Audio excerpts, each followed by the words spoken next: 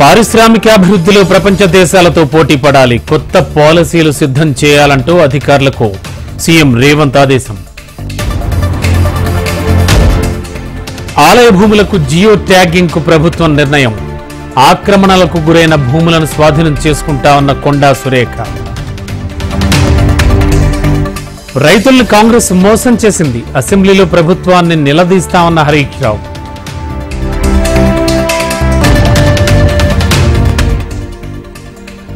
గత ప్రభుత్వం చెల్లించాల్సిన బకాయిలు చెల్లిస్తున్నాం, మద్యం కొత్త పాలసీపై నిర్ణయం తీసుకోలేదని మంత్రి జూపల్లి వెల్లడి.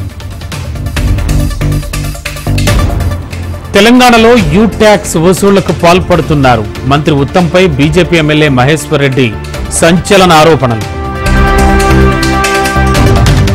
ప్రశాంత్ కిషోర్ అయినా ఐపాక్ అయినా తాత్కాలికం, వైసీపీనే శాశ్వతమన్న ఏపీ మంత్రి బొత్స. దోచుకున్న డబ్బు దాచుకోవడానికి వెళ్లారా, చంద్రబాబుపై మంత్రి జోగి రమేష్ విమర్శలు. జూన్ 4న ఏపీలో సునామీ రాబోతోంది, ఏపీలో కూటమిదే అధికారమన్న మాజీ మంత్రి అమర్నాథ్ రెడ్డి.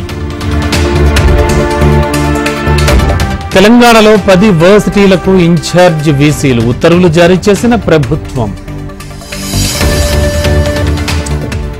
ఏసీబీ సోదాల్లో కీలక మలుపు, ఏసీపీ ఉమామహేశ్వరరావు ఇంట్లో కీలక పత్రాలు గుర్తింపు.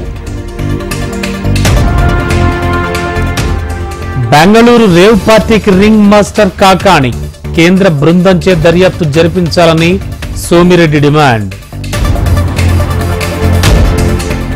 ఏపీకి బీజేపీ మొండి చేయి చూపింది, కాంగ్రెస్ అధికారంలోకి వస్తేనే మేలు జరుగుతుందన్న గిడుగు రుద్రరాజు.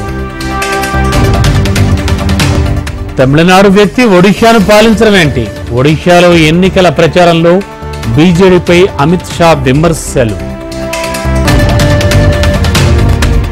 కవిత ఛార్జ్షీట్ పై ముగిసిన విచారణ, ఈ నెల 29న ఉత్తర్వులు వెలువరించనున్న CBI court. Manish Sisodia judicial custody 31 వరకు పొడిగింపు, ఢిల్లీ లిక్కర్ కేసులో ఆరోపణలు ఎదుర్కొంటోన్న సిసోడియా. కర్నూలు జిల్లాలో 50 కేజీల గంజాయి స్వాధీనం, ఆదోని మండలం సంతేకుళ్లూరులో నిల్వ ఉంచిన గంజాయి. ఖమ్మం జిల్లా గోపాలపేట హత్య కేసులో వీడిన మిస్టరీ, నిందితుడితో సహా ప్రియురాలను అరెస్ట్ చేసిన పోలీసులు. తెలంగాణ డీజీపీ ఫోటోతో సైబర్ మోసం, వ్యాపారవేత్తకు వాట్సాప్ కాల్ చేసి డబ్బులు డిమాండ్. బెంగళూరులో రేవ్ పార్టీపై పోలీసుల మెరుపు దాడి, అనుమానితుల బ్లడ్ శాంపిల్స్ ను సేకరించిన పోలీసులు.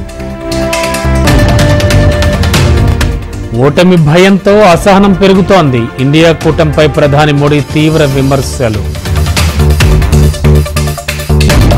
కోర్టు ఉత్తర్వులు లేకుండానే జైల్లో పెడుతున్నారు, ఎన్డీఏ సర్కార్పై Delhi CM Kejriwal fire. Hemant Soren bail పిటిషన్పై సుప్రీంకోర్టులో విచారణ, వాదనలను మే 22కు వాయిదా వేసిన సుప్రీంకోర్టు. సింగపూర్ ఎయిర్లైన్స్ లో భారీ కుదుపులు, ఒకరి మృతి, 30 మందికి గాయాలు, బ్యాంకాక్ లో ఎమర్జెన్సీ ల్యాండింగ్. ఒడిదుడుకుల మధ్య ముగిసిన స్టాక్ మార్కెట్లు, సెన్సెక్స్ 52 పాయింట్లు, నిఫ్టీ 27 పాయింట్ల లాభంతో ముగింపు.